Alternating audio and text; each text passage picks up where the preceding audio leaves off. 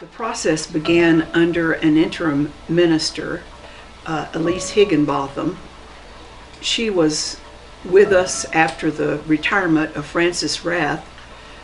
Elise shepherded the process, which lasted over a year, with an anonymous question box, many meetings at church and at various members' homes.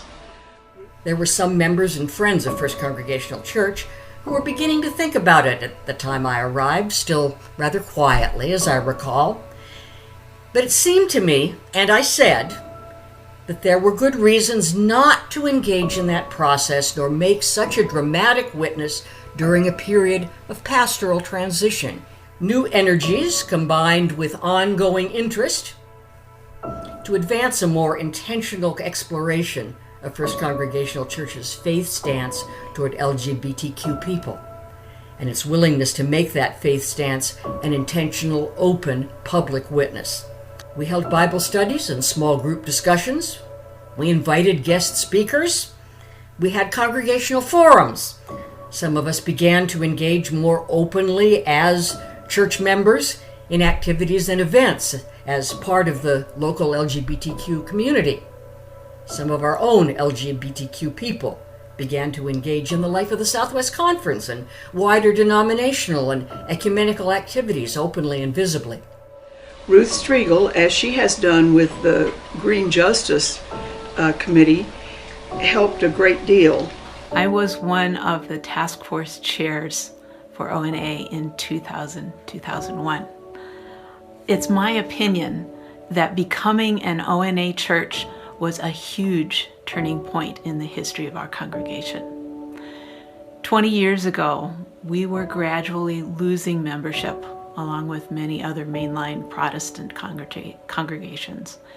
The days of a church bursting with people and energy were behind us.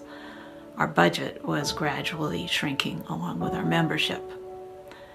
We spent a year and a half educating the congregation about what it meant to be open and affirming, and how fraught was the relationship between the gay community and most churches. There was, of course, controversy and pain. There were members of the congregation who were, I think it's fair to say, offended, frightened, or thoroughly confused by their churches even considering whether an ONA stance is consistent with Christian faith. Heated, even hateful words were exchanged in public meetings and private. Memberships and financial support were withdrawn, although I can't say what the numbers were.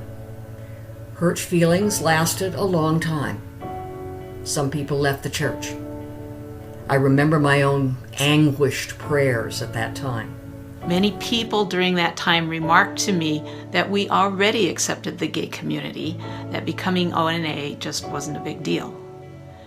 But as we've recently seen with Black Lives Matter movement, most of us weren't truly seeing and walking in the shoes of the LGBT brothers and sisters.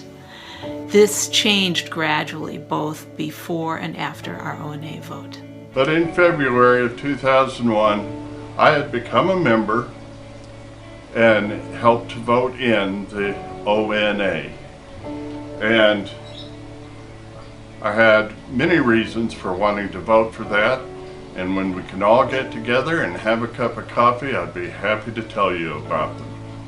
20 years later, what I see is that vote set us on the path of becoming a strong social justice church.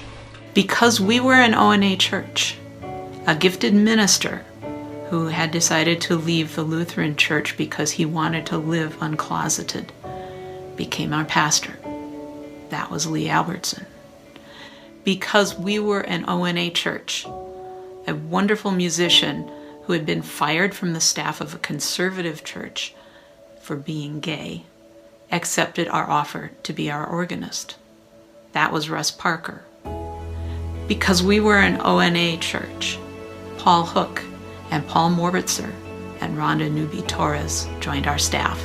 Our membership started growing again. not just with gay members, but also families with children, people who saw our church as a beacon. Because we are an ONA church, people who are passionate about social justice, people who are LGBT, and people with LGBT family and friends started visiting us and becoming members. You know who you are. I see that vote as the beginning of our vibrant, active church, always searching as to how we can live God's love and be an example in the community. And because we are an ONA church, Sue Joyner accepted the call to be our pastor in 2014. We are now the church that we dreamed of becoming in the late 1990s. So much more has happened in the 20 years since the vote. So much more public witness, so much more community built, so much more faithful life in Albuquerque. We are vital, energetic, and loving. We are bursting with plans and committees and causes. We are now a Peace with Justice, Green Justice, ONA, and soon Wise Church.